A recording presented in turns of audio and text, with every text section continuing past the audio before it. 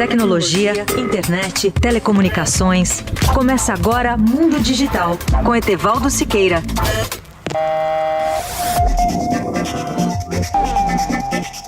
Olá, ouvintes da Eldorado, estamos aqui para gravar uma entrevista com Eduardo Navarro, presidente da Telefônica Vivo, que está aqui no estúdio da Eldorado. Seja bem-vindo aqui, Eduardo, para ouvirmos tudo que você tem a nos dizer sobre o setor de telecomunicações e particularmente sobre a Telefônica Vivo.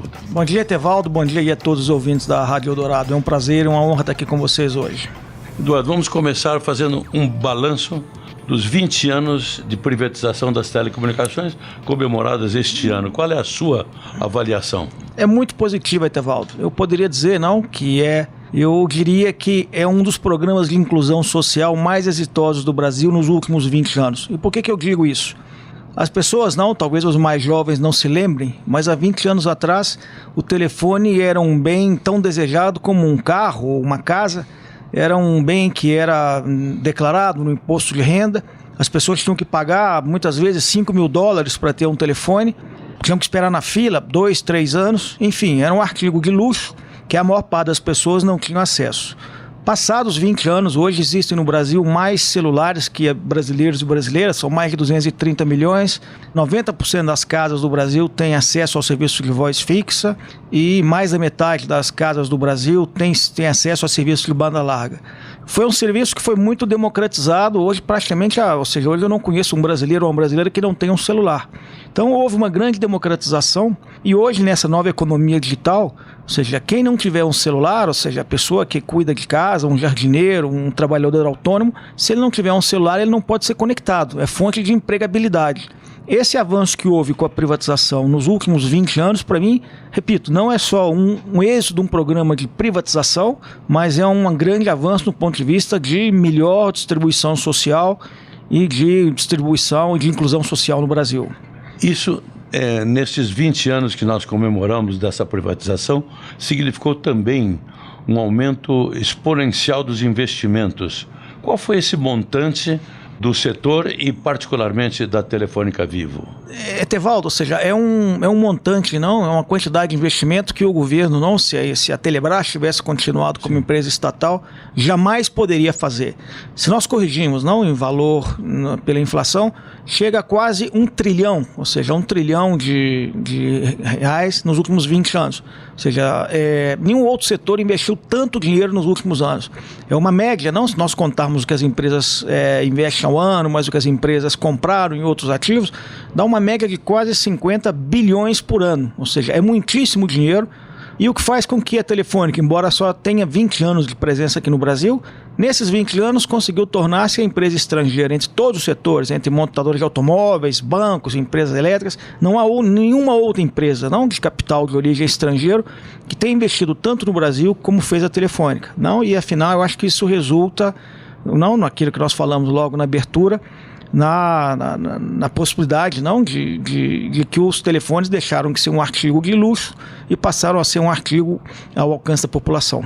E com relação à perspectiva nova, do novo quadro regulatório, qual é a importância de uma nova lei de telecomunicações e, na sua avaliação, em que pé se encontra a promulgação dessa lei que já foi aprovada pelo Congresso? Ela foi aprovada pela Câmara, Etevaldo, ainda falta aprovar pelo Senado. A lei atual de telecomunicações do Brasil, ela data do ano de 1997. Acho que não há no mundo nenhuma outra lei tão antiga de telecomunicações que não tenha sido modernizada quanto a brasileira. Então basta nós pensarmos, quando essa lei foi feita em 97, os telefones celulares estavam começando e a internet não existia. Então o único serviço que a lei brasileira consegue enxergar como serviço de telecomunicação é a voz fixa. E aqui nem falo da internet nas casas, estou falando da voz fixa, esse telefone fixo que a gente tem em casa. Então a lei foi feita pensando que esse era o serviço indispensável à população. Isso tem consequências, por exemplo, que o Brasil hoje tem quase 1 milhão de telefones públicos. Então, na época, poderia ter algum sentido ter 1 milhão de telefones públicos, um em cada esquina. Hoje ninguém mais usa. Ou seja, acho que os nossos ouvintes nem devem saber mais onde comprar uma ficha de telefone público. E isso virou objeto de vandalismo, de depredação. As empresas, se não cuidarem, recebem enormes multas. E, na verdade, o que as pessoas querem hoje? As pessoas querem internet, as pessoas querem telefone celular, querem que os telefones celulares funcionem nas rodovias, nas praias, nos campos, nos condomínios. E, infelizmente, o setor gasta muito dinheiro em mantendo aquelas obrigações que estão relacionadas ao antigo, em vez de estar gastando essas funções, esses recursos.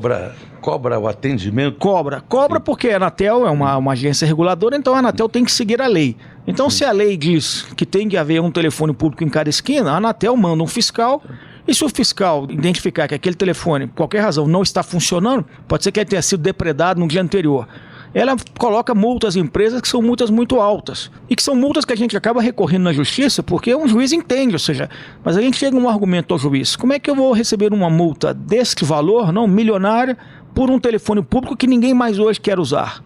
Então, acho que a necessidade de aprovar essa lei, a lei como o senhor bem comentou a princípio, ela já foi aprovada na Câmara dos Deputados, ela está parada ainda no Senado, houve pouca informação, e eu diria talvez até informação desencontrada com relação à aprovação dessa lei, quando ela foi aprovada na Câmara, mas o que não foi explicado à população, que os únicos bens que são reversíveis são aqueles bens que são associados à telefonia fixa, à voz fixa.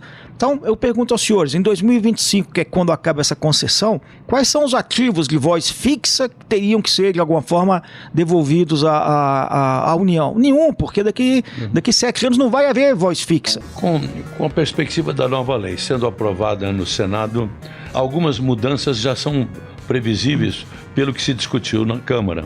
Por exemplo, a transformação do critério de concessão em autorização. Isso é positivo? É um avanço? É muito positivo, ou seja, o termo a regra, o modelo de concessão, ele é utilizado para regulamentar, para permitir a operacionalização pela iniciativa privada de alguns ativos, de alguns serviços que têm uma perspectiva de duração de longo tempo. Por exemplo, se faz uma concessão de uma estrada, se constrói uma estrada entre Belo Horizonte, minha cidade, e São Paulo, e aquela estrada, evidentemente, com manutenção, ela está prevista para durar no mesmo caminho que foi feita 20, 30 anos. Uma hidrelétrica, uma vez que ela é construída sob o regime de concessão, aquela hidrelétrica vai ficar funcionando 30, 40 anos. Então, quando se concebeu a lei de telecomunicação, naquele momento, em 1997, se previa que era um serviço estável, era um serviço que ia modernizar pouco. O que acontece? Hoje as telecomunicações, ou seja, o iPhone, que a gente hoje, que todo mundo tem que ter hoje um smartphone, há 10 anos atrás não existia. Ou seja, o que vai haver daqui 3 ou 4 ou 5 anos em telecomunicação, ninguém sabe. Então, o fato de nós termos obrigações ainda hoje de telefones públicos é exatamente em função de o regime ser de concessão. É um regime que não está pensado para regular setores que se atualizam tão rapidamente como é o caso das telecomunicações.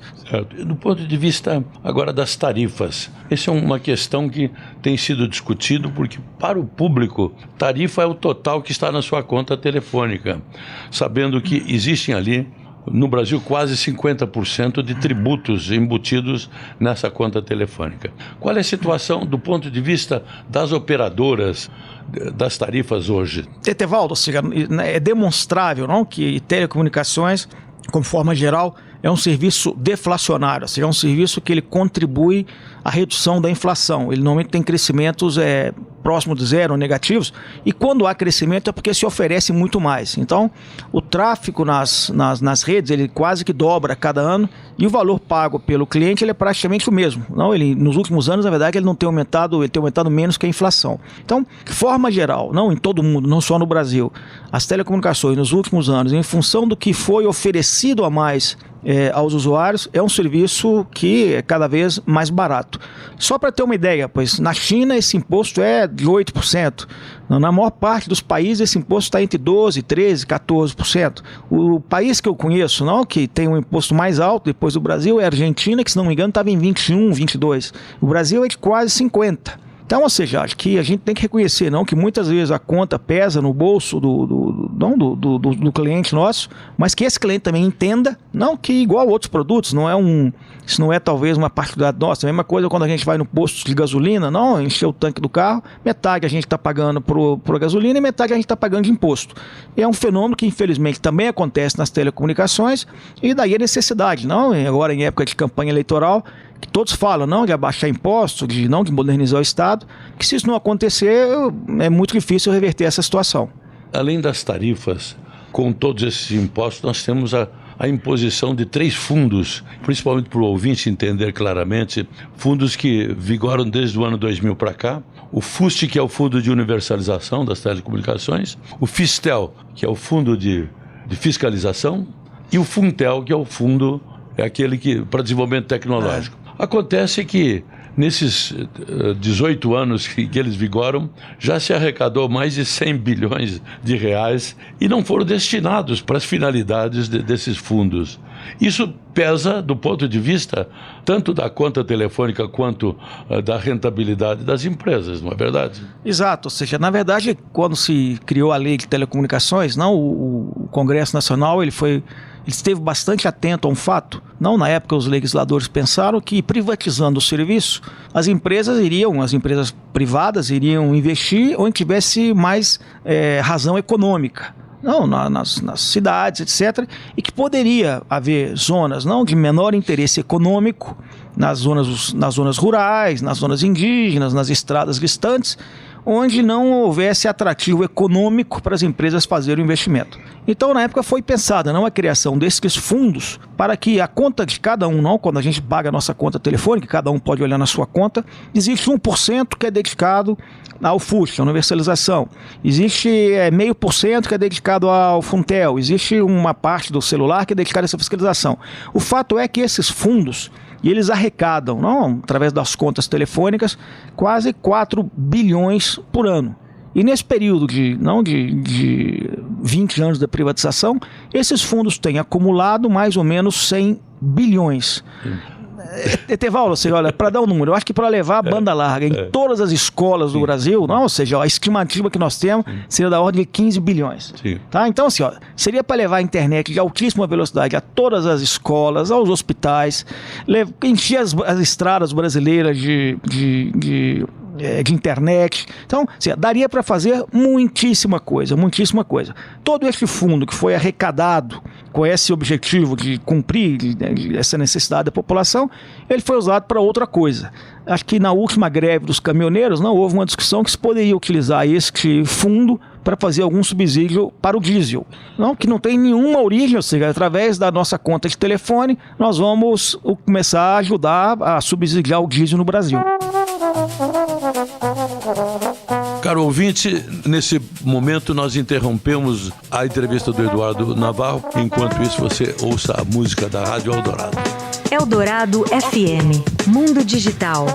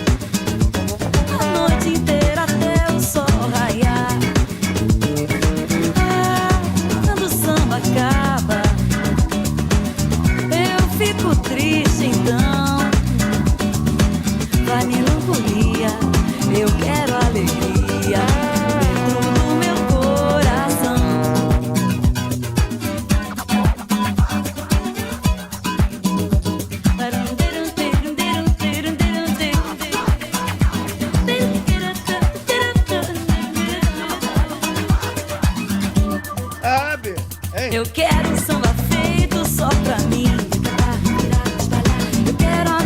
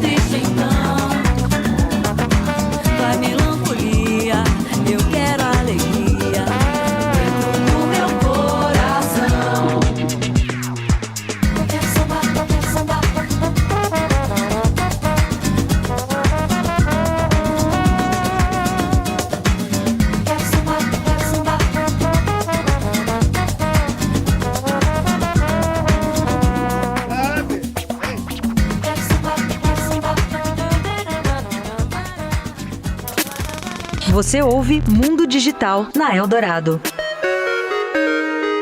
Caro ouvinte, estamos de volta para continuar a entrevista com Eduardo Navarro. Agora, daqui para frente, um pouco da visão de futuro. Qual é a sua visão sobre as transformações tecnológicas porque passam as telecomunicações e no caso da Vivo, que exemplo desses novos serviços e avanços já podem ser sentidos pelo usuário? O Etevaldo, basta a gente talvez olhar não os últimos 10 anos, não, o que aconteceu, não, que parece que foi ontem, mas, ou seja, 10 anos atrás não existia smartphone. E hoje quase todo brasileiro tem um smartphone. Isso aconteceu muito rápido, não? Ou seja, a internet do celular, que hoje está todo mundo conectado, as redes sociais, os Facebooks, os Ubers, porque na verdade a tecnologia, o avanço da tecnologia dos telefones, ela impacta toda a cadeia. Então hoje mudou, hoje os Ubers, o Airbnb, a forma como as pessoas contratam o serviço bancário, educação. Ou seja, nós não que vamos ter a sorte, talvez, de ser a primeira geração na história da humanidade que nasce de um jeito e morre do outro. Porque as grandes transformações, elas sempre demoraram séculos. Então, a Revolução Industrial, as outras revoluções, ela vinha devagarzinho e a pessoa praticamente não notava. A Revolução Digital que nós estamos vivendo, ela vai ser tão rápida que, ou seja, muitos de nós nascemos analógicos e vamos morrer digitais. Eu acho que as pessoas ainda não estão preparadas, a sociedade não está preparada ainda para essa revolução. Essa revolução vai ter impacto nos empregos, ou seja, muitas das profissões que existem hoje vão desaparecer e muitas das profissões que estão sendo criadas hoje, as escolas, as universidades nossas, não estão preparando os jovens para essas novas profissões. A sociedade vai ter que se adaptar a esse novo mundo, onde a tecnologia não é a barreira. A tecnologia vai estar aí, a tecnologia já está aí. Eu acredito que há mais barreiras sociais, não para a adoção dessa tecnologia, do que tributárias, sociais, não? Ou seja, hoje na Telefônica temos alguns exemplos, ou seja, hoje quase todas as máquinas de uma grande empresa, a maior empresa do mundo de produção de café, não posso falar aqui o nome, mas todos saberão, elas já saem da fábrica, as máquinas industriais com chip de tal forma, não que já se sabe desde a fábrica quando acabou o pó, quando acabou a cápsula, como é que está sendo feito o café, se é com mais leite ou com menos leite, o que permite que até antes que a pessoa saiba que acabou a cápsula de café, que já tenha uma caixinha sendo entregue na sua casa com um novo recarregamento de cápsulas de café. Isso acontece em muitas outras coisas. Nós estamos lançando agora serviços de inteligência artificial e as pessoas conversarão com o app da Telefônica. Então aquela ideia que você tem que ligar no call center para pedir informação sobre a conta, não. E nem é que você tem que digitar, você conversa com o aplicativo, eu quero saber meu saldo, a conta, onde que eu já gastei meus dados, né? Então, virar um conjunto de novo, onde acho que ele é basicamente motivado por dois elementos. Tudo vai estar conectado. E quando eu falo tudo, é tudo. Mas como é que a gente consegue viver nisso sem ter a sensação que nós estamos sendo controlados pelo grande irmão? Agora, para finalizar, a visão sua do que vem pela frente no que nós chamamos de 5G e quarta revolução industrial. Como é que a Telefônica Vivo se posiciona diante desse novo cenário, de um admirável mundo novo da tecnologia? Bom, eu vou tentar ilustrar aqui para os nossos ouvintes qual é a vantagem do 5G em relação ao 4G. Então, qual é a grande diferença que tem do 5G para o 4G? E eu vou ilustrar com dois casos. O primeiro é a duração da bateria. A bateria do celular que nós temos hoje, o tradicional de 4G, ele foi pensado para o uso humano, no qual a gente chega de noite e coloca o telefone para carregar. Então o telefone se recarrega toda noite, a bateria está projetada para durar um dia.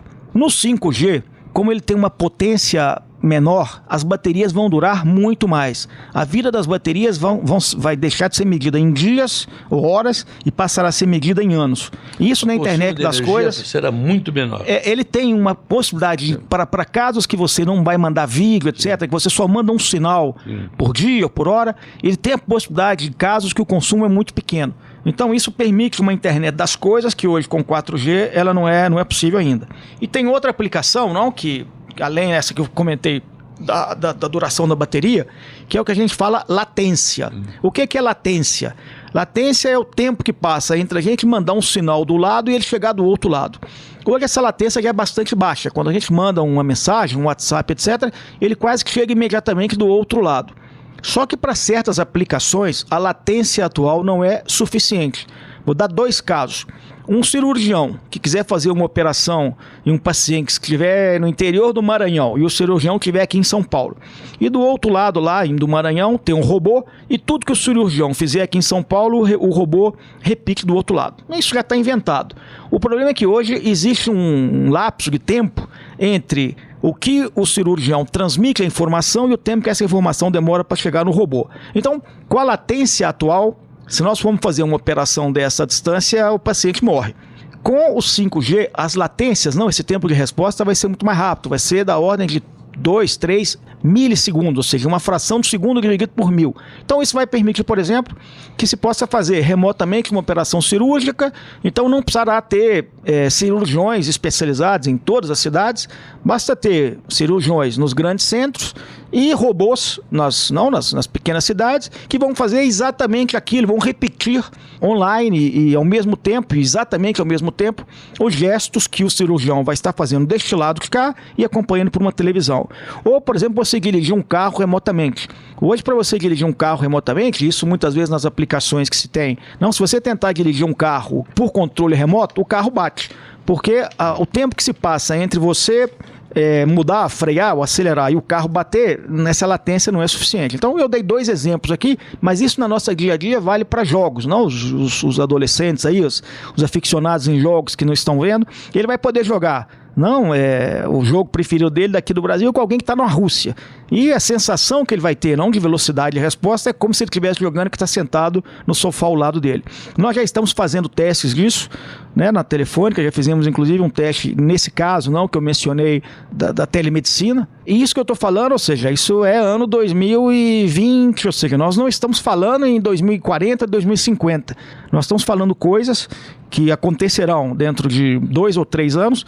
Essa revolução vai vir, vai mudar a nossa vida, vai mudar a educação, vai mudar a medicina, mas eu sinto falta hoje na discussão política que esse tema da revolução digital esteja mais na agenda dos candidatos. Nós nos despedimos, Eduardo, pela sua presença aqui, agradecemos muito, prometemos voltar na próxima semana para novas entrevistas que nós vamos fazer. Bom, muito obrigado, Etevaldo, e é um prazer estar contigo aqui, ou seja, o decano, o que mais sabe aqui no jornalismo do mundo das telecomunicações. Muito obrigado. Você ouviu o Mundo Digital com Etevaldo Siqueira.